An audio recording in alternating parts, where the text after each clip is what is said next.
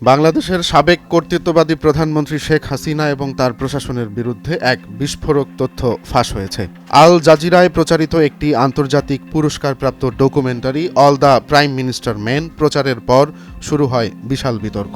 ডকুমেন্টারিটিতে বাংলাদেশের সাবেক সেনাপ্রধান জেনারেল আজিজ আহমেদের ভাইদের সীমাহীন সব দুর্নীতি এবং তাদের প্রভাবের চাঞ্চল্যকর সব বিবরণ উঠে আসে।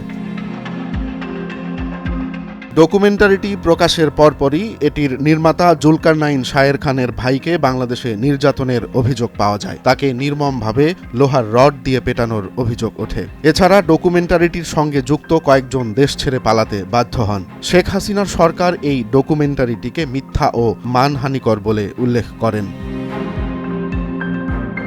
2021 সালে লন্ডনে বাংলাদেশ হাইকমিশন শেখ হাসিনার নির্দেশে ব্রিটিশ ব্যারিস্টার ডেসমন্ড ব্রাউনের সঙ্গে যোগাযোগ করে। তাদের লক্ষ্য ছিল সাংবাদিকদের বিরুদ্ধে মানহানিকর মামলা করা। এ সময় ব্রাউন পরামর্শ দেন একজন সলিসিটর নিযুক্ত করতে, যিনি ব্রিটিশ আদালতে মামলা পরিচালনা করবেন।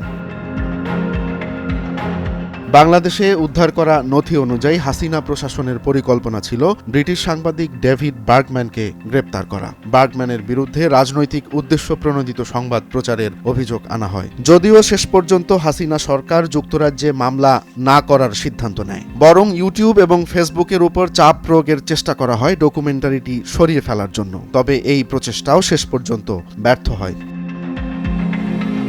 ডকুমেন্টারি প্রকাশের পর জেনারেল আজিজ ও তার ভাইয়ের উপর যুক্তরাজ্যে প্রবেশে নিষেধাজ্ঞা দেওয়া হয়। 2021 সালের ফেব্রুয়ারিতে ব্রিটেনের আইনজীবী ডেসমন্ড ব্রাউন বাংলাদেশি কর্মকর্তাদের সঙ্গে একটি ভার্চুয়াল বৈঠকে অংশ নেন। ব্রাউন বলেন, ভবিষ্যতে আল জাজিরার বিরুদ্ধে মামলা করতে তিনি প্রস্তুত ছিলেন, তবে এজন্য সলিসিটর নিযুক্ত করাই ছিল প্রথম পদক্ষেপ।